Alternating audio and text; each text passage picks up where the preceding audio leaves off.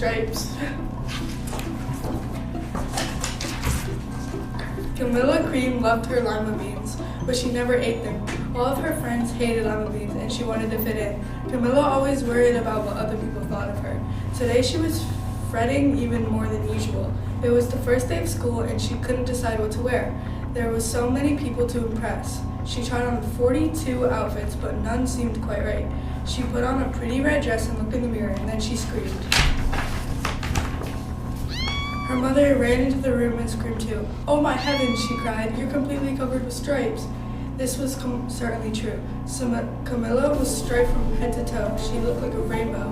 Mrs. Cream felt Camilla's forehead. "Do you feel all right?" she asked. "I feel fine," Camilla answered, "but just look at me." "You get back in this bed this instant," her mother ordered. "You're not going to school today." Camilla was relieved. She didn't want to miss the first day of school, but she was afraid of what the other kids would say.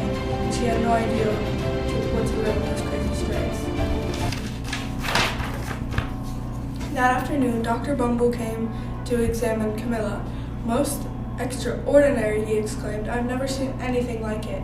Are you having any coughing, sneezing, runny noses, aches, pains, chills, hot flashes, dizziness, drowsiness, shortness of breath, or uncontrollable twitching?" "No," Camilla told him. "I feel fine." "Well then," Dr. Bumble said, turning to Mrs. Cream, "I don't see any reason why she shouldn't go to school tomorrow. Here's some ointment that should help clear up those stripes in a few days. If it doesn't, you know where to reach me." And off he went. The next day was a disaster. Everyone at school laughed at Camilla, and they called her Camilla Crayon and Night of the Living Lollipop. She tried her best to act as if everything were normal, but when class said the Pledge of Allegiance, her stripes turned red, white, and blue, and she broke out in stars.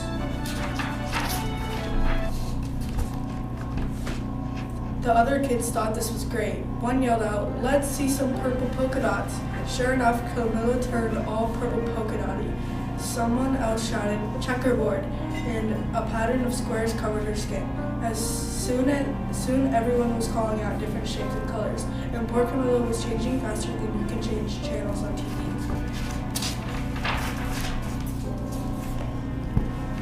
That night, Mrs. Harms, the school principal, called. "I'm sorry, Mrs. Cream," he said. "I'm going to have to tell you to keep Camilla home from school.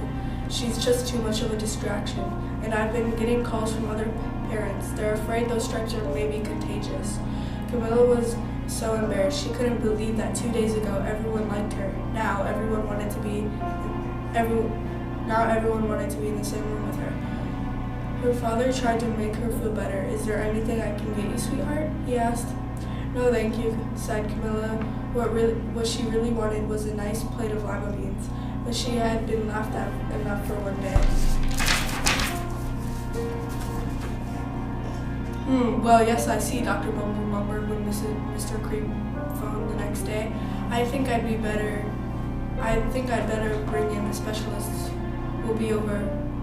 In about an hour, Dr. Bumble arrived with 4 people in long white coats. He introduced them to the Creams. "This is Dr. Grop, Dr. Sponge, Dr. Cricket, and Dr. Young." Then the specialists went to work on Camilla. They squeezed and jabbed and tapped and tested. It was very uncomfortable. "Well, it's not the mumps," concluded Dr. Grop, "or the measles," said Dr. Sponge. "Definitely not chickenpox," put in Mr. Cricket. "Or sunburn," said Dr. Young. "Try these," said the specialists. They each handed her a bottle filled with different colored pills. "Take one of each before you go to bed," said Dr. Grop. Then they filed out the front door, followed by Dr. Bumble. That night, Camilla took her medicine. It was awful. She woke up the next morning. She said she did feel different, but when she got dressed, her clothes didn't fit right. She looked in the mirror, and there, staring back at her, was a giant multicolored pill with her face on it.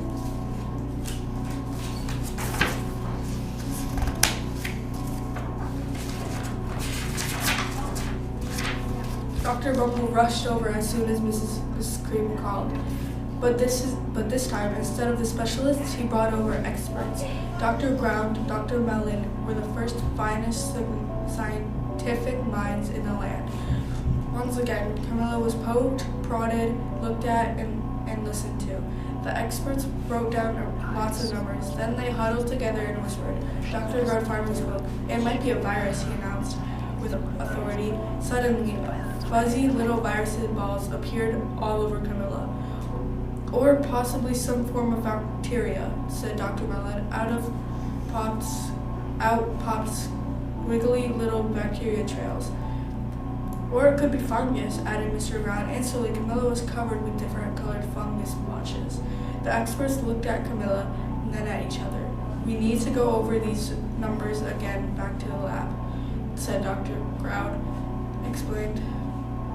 "We'll call you when we know something," but the experts didn't have a clue, much less a cure. But now, the TV news station has found out about Camilla. Reporters from every channel were outside her house, telling the story of the bizarre case of incredible children kid.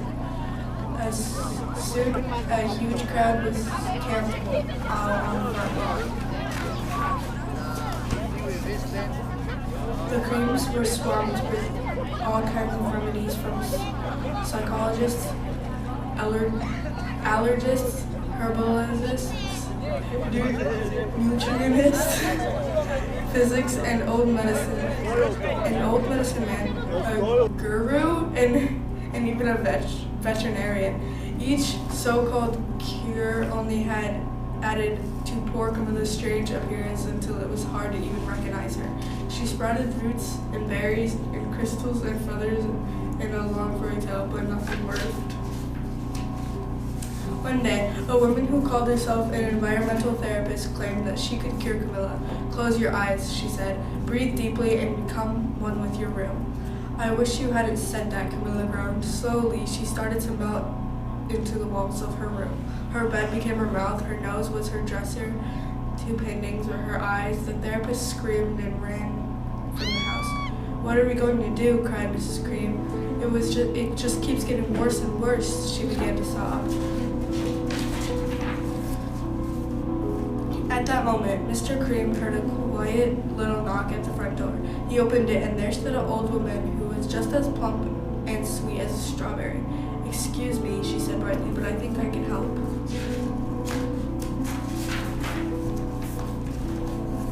She went into Camilla's room and looked around. "My goodness," she said with a shake of her head.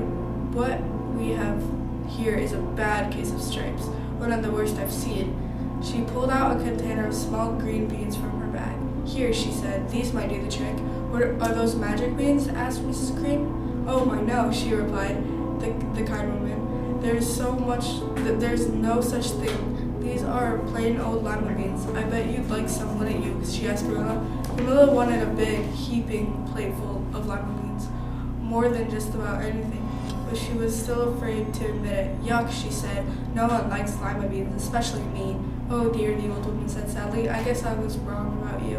She put the beans back in her bag and started to walk towards the door. Camilla watched the old woman walk away. Those beans would taste so good, and being laughed at for eating them was nothing compared to what she had been going through. She finally couldn't stand it. "Wait," she cried. "The truth is, I love lima beans." "I thought so," the old woman said with a smile. She took a handful of beans and popped them into Camilla's mouth. Said Camilla.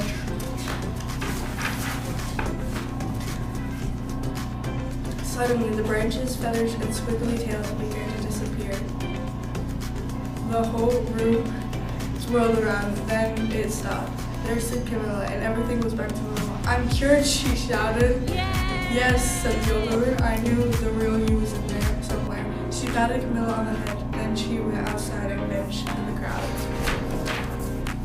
Afterward, Camilla wasn't quite the same. Some kids at school said that she was weird, but she didn't care a bit. She ate the lima beans she wanted, and she never had even a touch of stripes again.